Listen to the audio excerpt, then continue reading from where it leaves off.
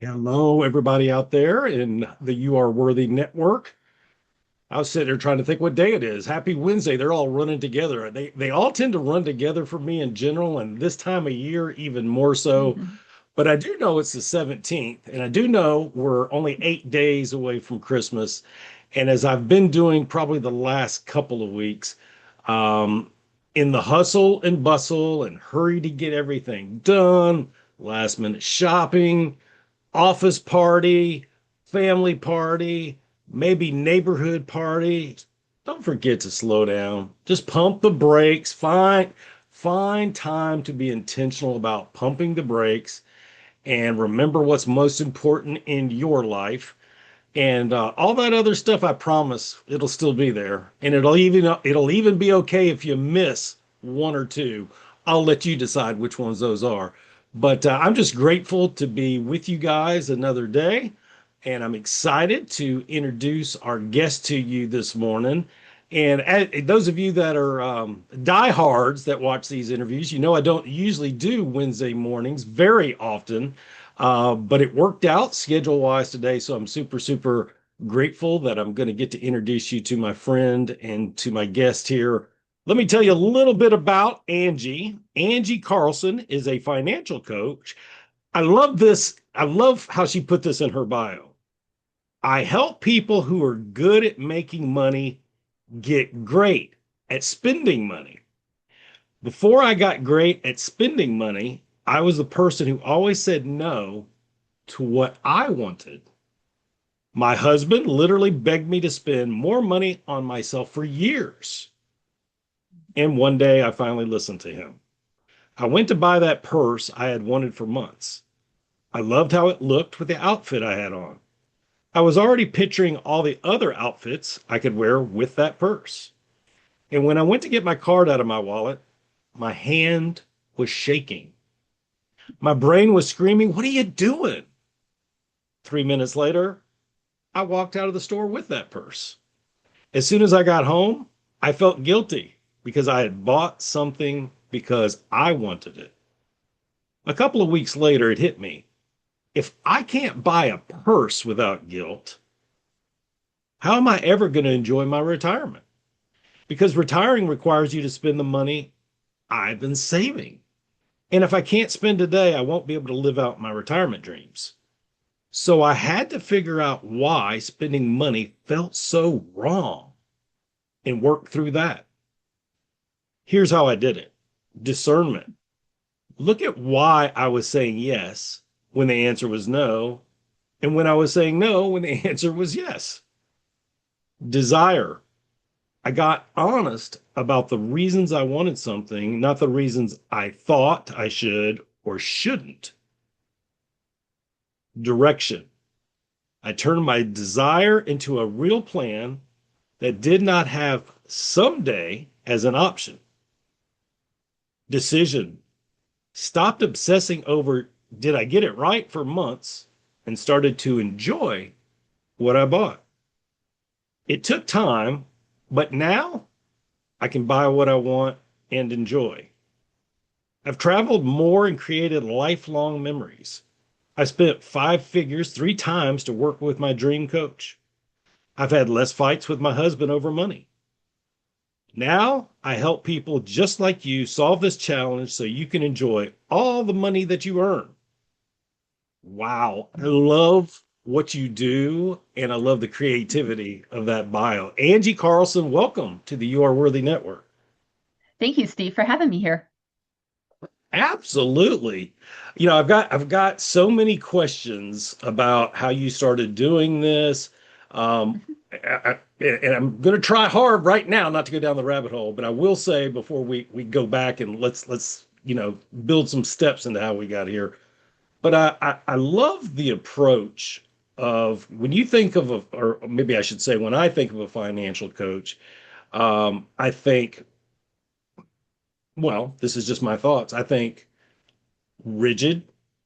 I think a little stoic. I think rules. I think slap on the hand. So I love your approach, but we'll dig into that in a minute. Tell us where you're from.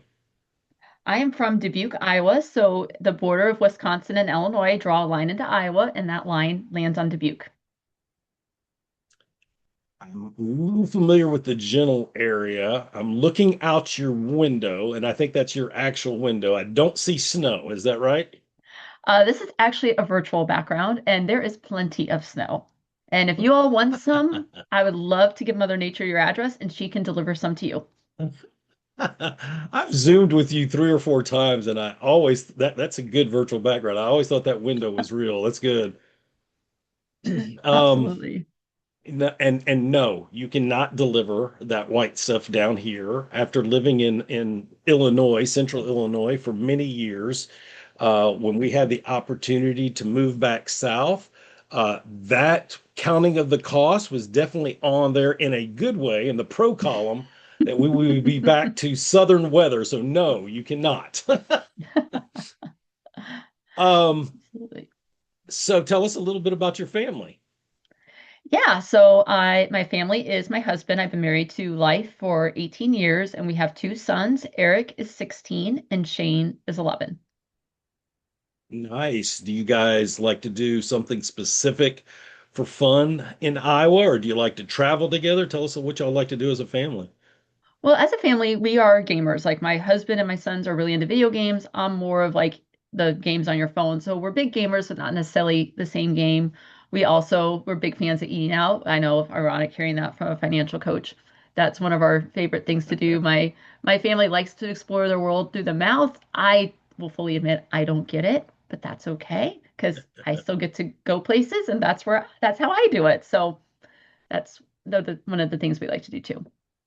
Yeah, that's eating out is it's an interesting topic, right? I mean, you do it for Mhm. the social aspect, you like the taste of the cuisine, but prices have definitely not come down in restaurants since 2020 when they spiked.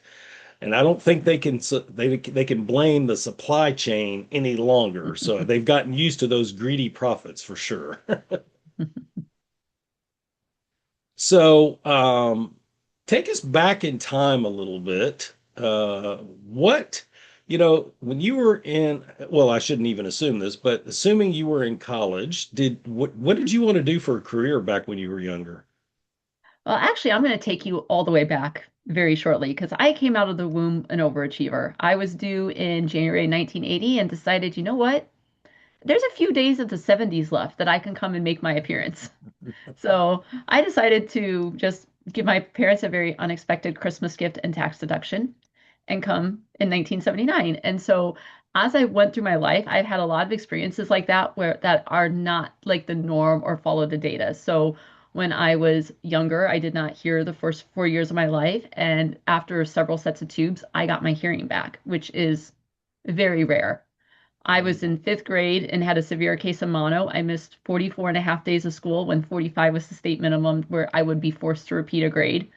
And then I had severe scoliosis in end of seventh, eighth, and part of my ninth grade year, where I had to wear a back brace to school for which, let me tell you, as a teenage girl, how much I loved that, very Oh, sarcastically. And so I learned very on at a young age that there's data and there's rules, but I always felt like I was the exception. And so when I went to college, I did a double major that to this day I've never heard anyone who has double majored in mathematics and communication. yeah. And I graduated in 2002 just for context. And so as I went into the finance world, I worked back end retirement for 9 years. I spent a decade in higher education. And there was a lot of rules. They're very regulated fields, but there were always these scenarios that fell outside the regulations, and you had to try to like force them to fit, and they just wouldn't. And so when it came time to me were to do my personal finance, and I had it on my heart to be a coach for a long time. I had a near-death experience in 2019 where my gallbladder had just gotten really bad. The doctors had missed it. I was in organ shutdown and septic when they caught it. And so I was laying there in bed, not knowing if I was going to make it. My kids were in fourth and kindergarten at the time. My husband was not excited about the prospect of being a single dad. And the whole time I was laying there, it was like you knew you wanted to be a financial coach and you were too chicken to go for it. Like that was the dominant thought. because I couldn't eat, I couldn't drink, I didn't even have enough strength to lift up the remote. I was looking outside. It was a beautiful day. I'm 39 years old, and I'm like, if my life's like this, I don't even want to stay. Like, not in like a suicidal way, but just like okay, this is my time. And Yeah.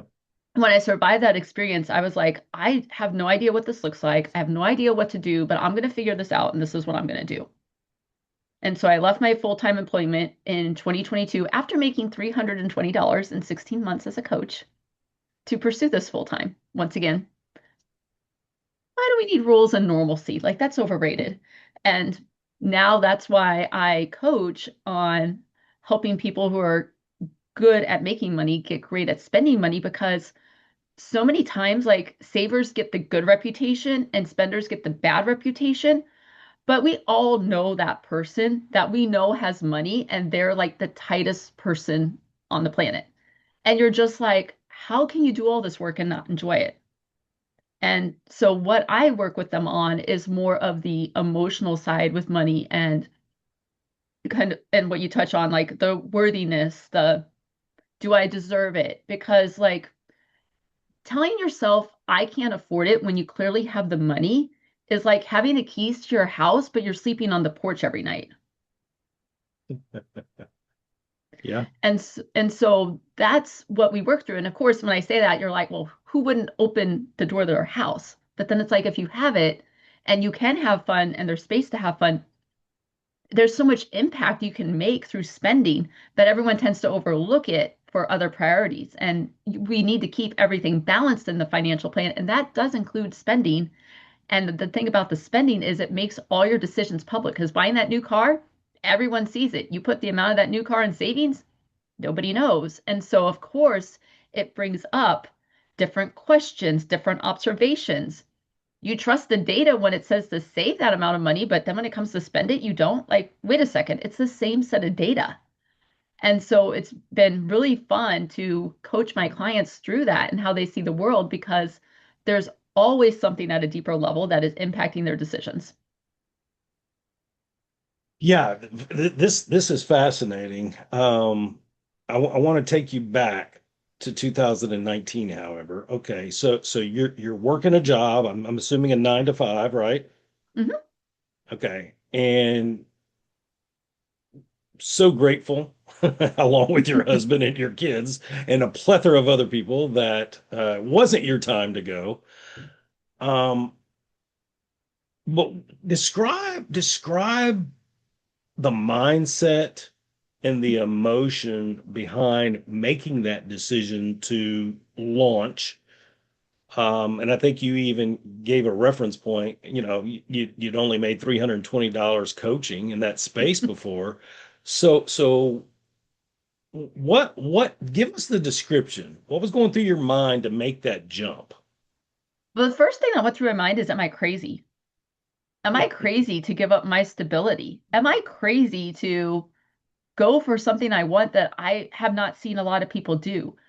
And I don't know really anyone else who does this. And so it took me about a year to work through that because when you're looking to like take your life on a 180, you've got fears, you've got drama, you've are like, can I really do this? What happens if I don't? Like, there's just a lot that happens in your head. And so I took my coaching certification in November and December of 2020 because it was cold. There wasn't really any holiday parties that year. I'm like, what am I going to do with my time? I'm like, I can get my coaching certification. Yeah. And so I got that in December of 2020 and then started my coaching practice in January 2021. And it took me a little bit to get started because unknown to me, my mom was going to get very sick in February and pass away in March. And of course, Mm. everyone's like, prospect with who you know. My mom had just died. I don't want to be like, hey, I just met you again at the funeral. Do you want to be coached? Like that just felt really awkward and slimy. And I was working with a coach at a time, and they're like, we normally call that a limiting belief, but in your case, what you're feeling is legit and valid. Don't do that. And so it just took me time and then I found my first client and I found each other on Facebook. And so then we were working through stuff and I was slowly picking up clients and, and I had made a 10-year commitment to my day job. And that 10-year commitment was up in April of 2022. So I'm like, if I'm going to go, Mm. this door is open. And this is like, because I wanted to honor my word to that, because when I make a commitment, I wanted to honor my word. So I wanted to honor my word to that time frame. And I'm like, that gives me enough time. Because I was kind of even thinking like before my near-death experience happened, I was probably going to leave in 2022, but I wasn't. After the near-death experience, I'm like, well, I know I'm leaving. Clearly, I didn't voice that for a very long time. But I knew that that was kind of my launching date. And then it just, things didn't go to plan. And even when I left my day job, my husband had been laid off. We were not going to have health insurance. He didn't have an income, and I still left. And people are like, "Are you nuts?" And I'm like, "Probably." Like, I just knew we were going to be okay. I didn't know how. I didn't know what it looked like. I wasn't sure the logistics, but I'm like, we're going to be fine. I want to make sure I heard something right because I had a question I was going to ask, and you may have just answered it in the flow of dialogue there at the end. So when you jumped, your husband was or was not employed? He was a temp worker. So we didn't know how long it was going to be. He didn't have insurance. Now, I left my job on a Thursday, and the following Monday, he got his job offer to be full time at his temp job. But then the first week he came down with COVID and missed and used his whole vacation that first week, and then we all got sick too. So we're like Oh, trying to change our lives. We're starting out, then we all get COVID. And I'm just like, I mean, it just felt like everything we kept doing, we just kept getting kicked in the teeth. Like that's just the only way to describe it. And we're like, well, we committed, let's go. And yeah. now, and now we look back and we're like, we're so glad things turned out how he did. My husband still at that job. He absolutely loves it. Loves the hours, loves the people, loves what he does. I'm doing what I love. We're no longer working opposite schedules. We're all home when the kids are done with school. Like, I mean, we looked at it, we're like, gosh, we like totally changed our lives. Wow. Well, what I love that you did, if I heard you right, you made a decision in your mind when you were going to leave the job Hmm. and jump off, so to speak.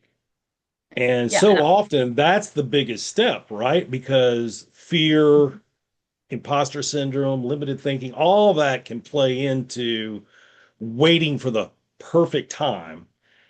And sometimes it just requires, you know what? I'm in the middle of something like that right now. I made a decision. mhm, Now the timeline's already passed. That's mhm, okay. You just adjust, but the decision is still there. And for those listening that may be Bob Proctor followers, I'm not I don't have a huge Bob Proctor background, but I know enough about him to know that's what he teaches is make the decision and then the mhm. action steps flow from there.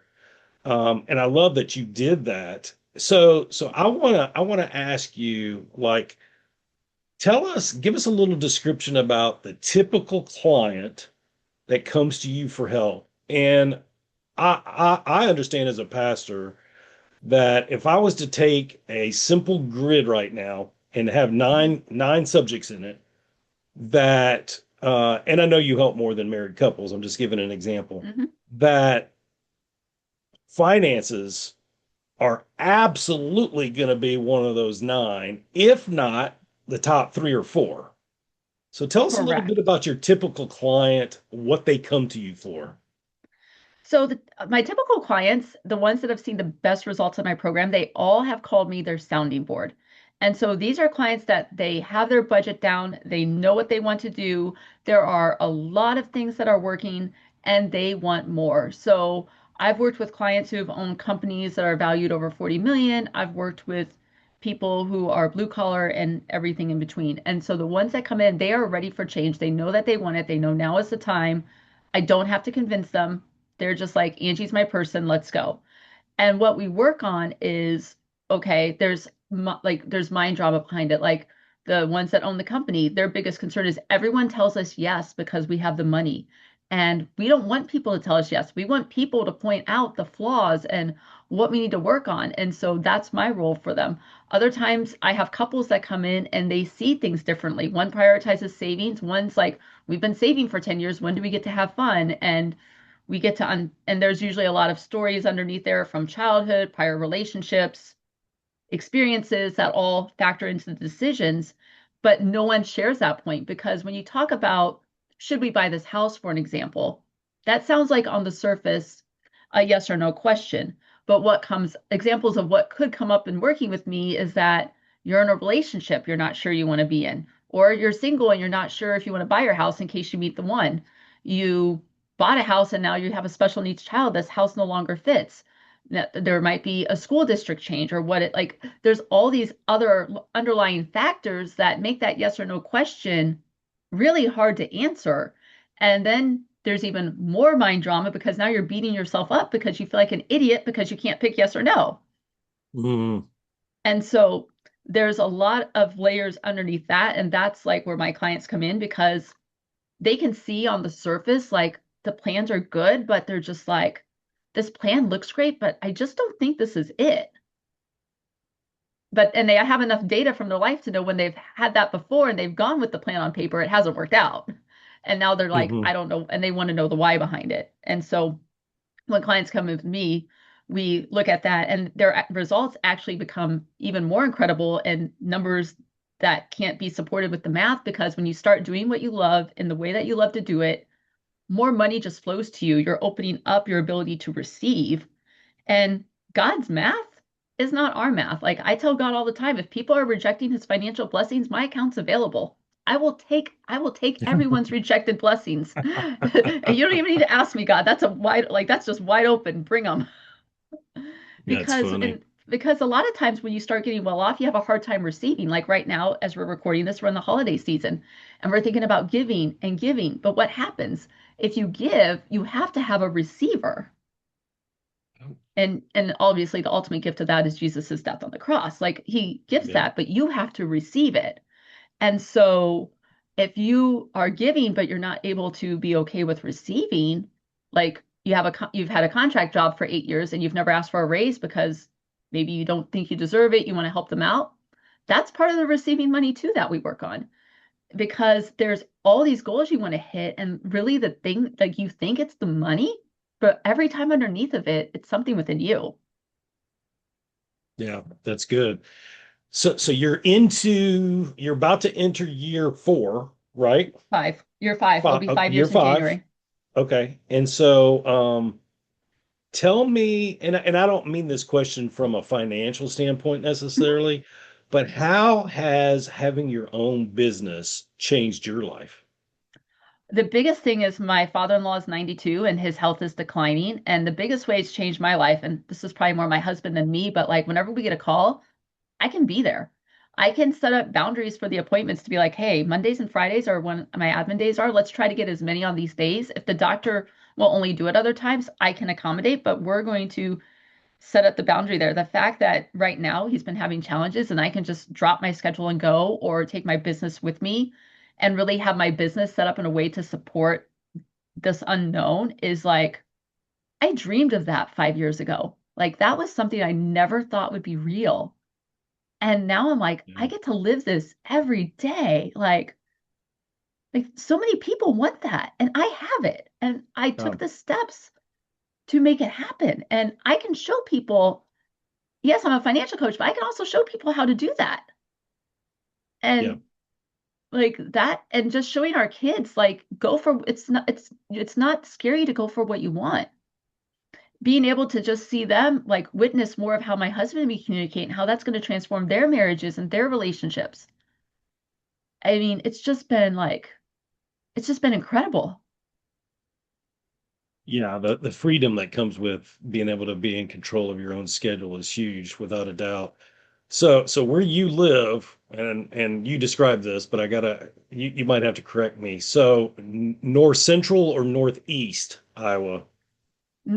It's northeast, kind of like like the lower part of the upper third of Iowa, Okay. on the like All right. literally on the Mississippi. Like I can be to Illinois in a minute and Wisconsin in two. Like I'm literally on that border.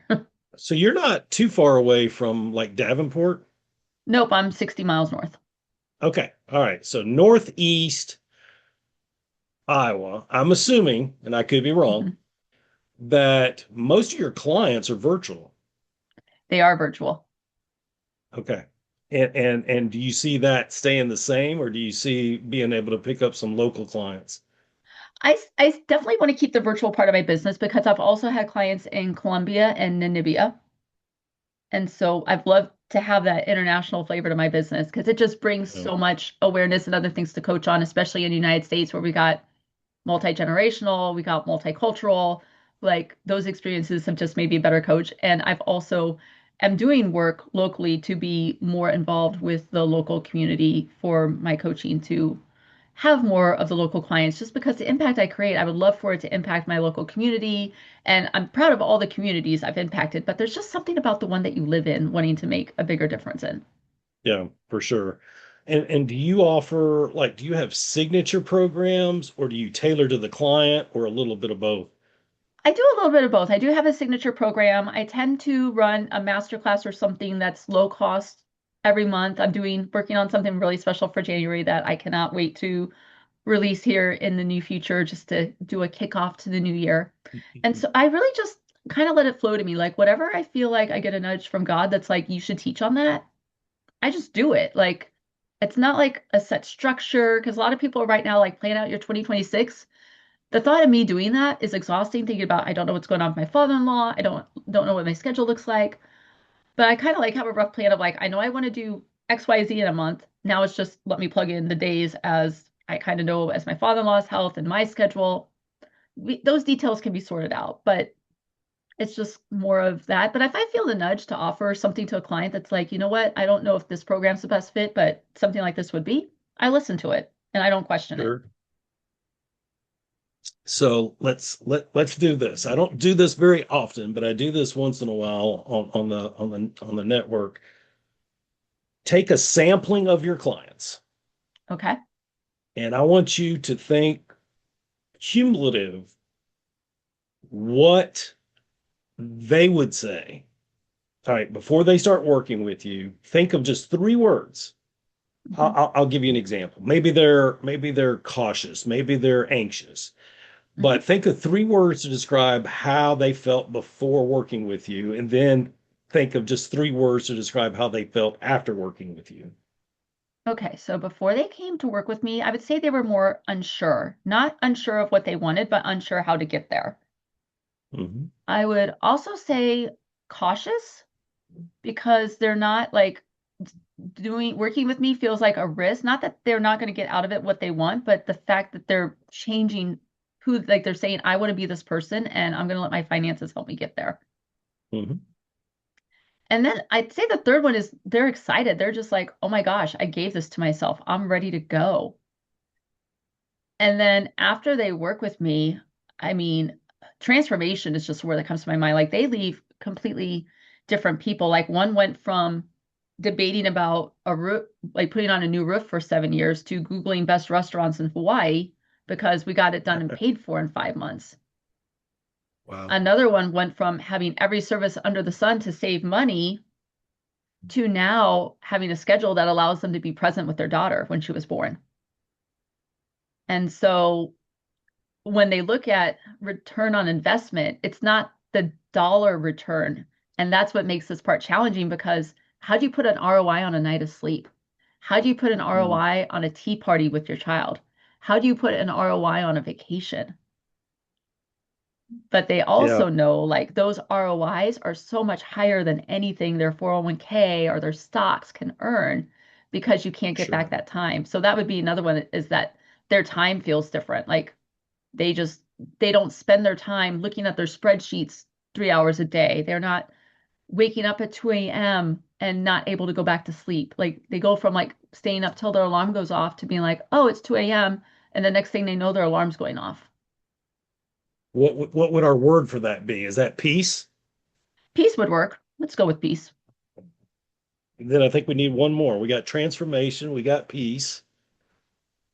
Yeah, I'm trying to think of what that third word would be because like I would say calm probably would be a third word because there's just like the things they used to stress about, they don't. It's like almost weird because like they have room in their brain for like other things to do. Because before they come to me, it's like their brain's like an overstuffed closet, but you can't even fit a bobby pin in there because there's so much stuff. And so while they Mm, want to learn more, it's not that this things aren't there for them to learn. It's just that that brain and closet are at such capacity it can't take anything else on. So we've got to go in and clean out the closet, get rid of what doesn't work, fold the sheets, have empty shelves or some space so that when we come in, and do this transformation, we have room in our brain to be like, okay, yeah, I want this. This is why I want it. I feel this way about it. Let's go. And then the transformation is inevitable because we've got the tools that we need to do it. I love showing the before and after, because sometimes entrepreneurs will not boast in their work, although some do. But I wanted to give you an opportunity by doing that little exercise because I mean it's fascinating, right? From unsure to transformation, from cautious to peace, excited to calm, although excited because hopeful of the results. Mhm. And although you didn't use this word, a word that came to my mind and looking at this was relieved.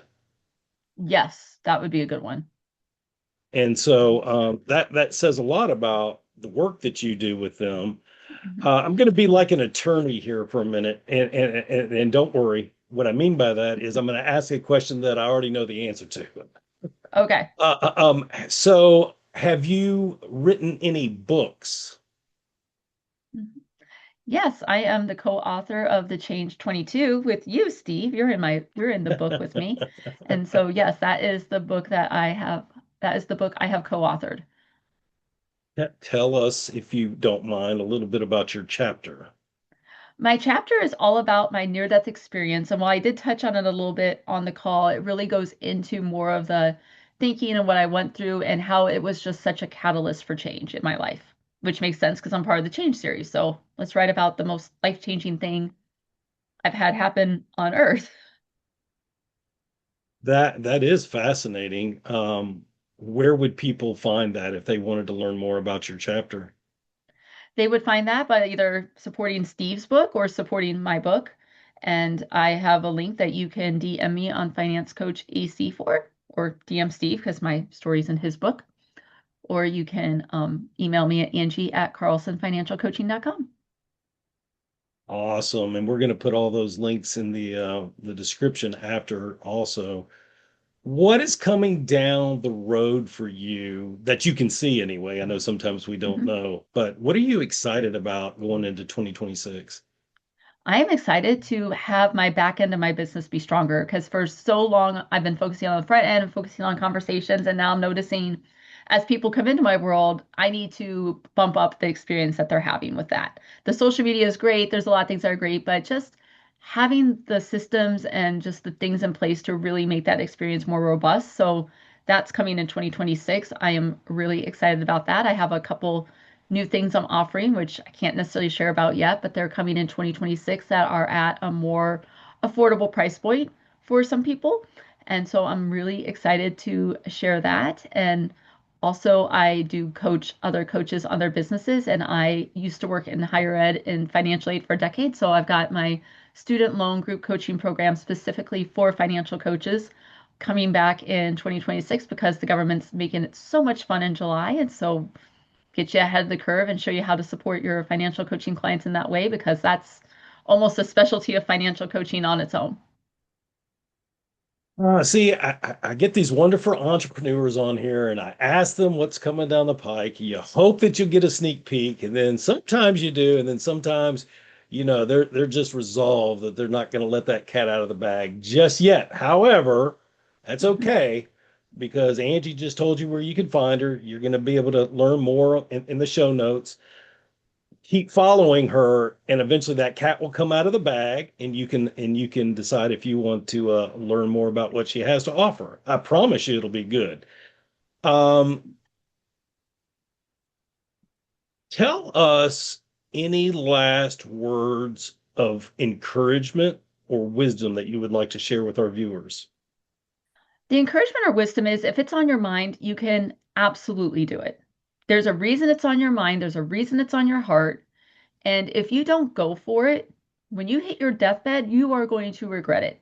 And you're not going to think about all the great things you accomplished. You're going to be focusing on everything that you didn't do that now you can't. So that's why my freebie that's coming is called Stop Preventing Mistakes and Avoid Regrets. And the training is specifically on that topic in various areas of my business and my coaching, my finances, because that was the biggest takeaway that I've been having with my near-death experience. It's the biggest takeaway that I'm having with clients. And so I have a teaching and training on that topic that once my website gets redone, hopefully next week, I will be getting that promoted on my socials at Finance Coach AC on Facebook, Instagram, Threads, and TikTok.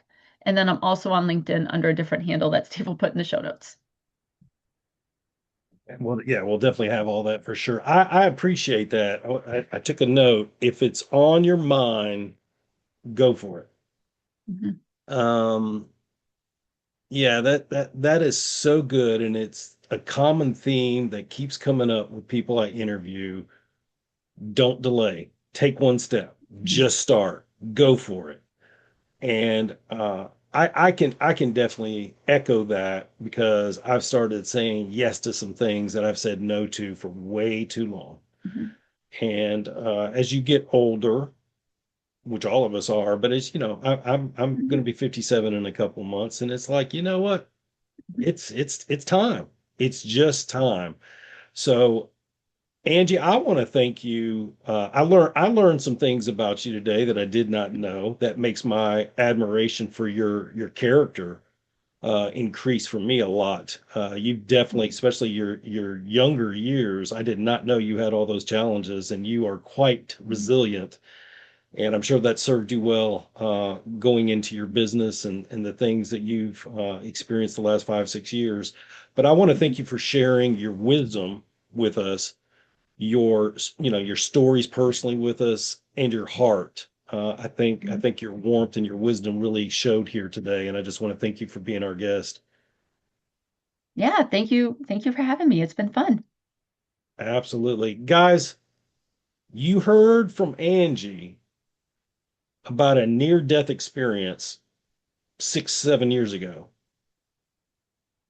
but her story wasn't over yet. Look at all that she has accomplished. Look at all that God has done through her in the Mhm. last 6 years. It's pretty remarkable if you think about it. Her story wasn't done yet. Your story's not done yet either. Be encouraged by that as you go into a new year here in a couple weeks.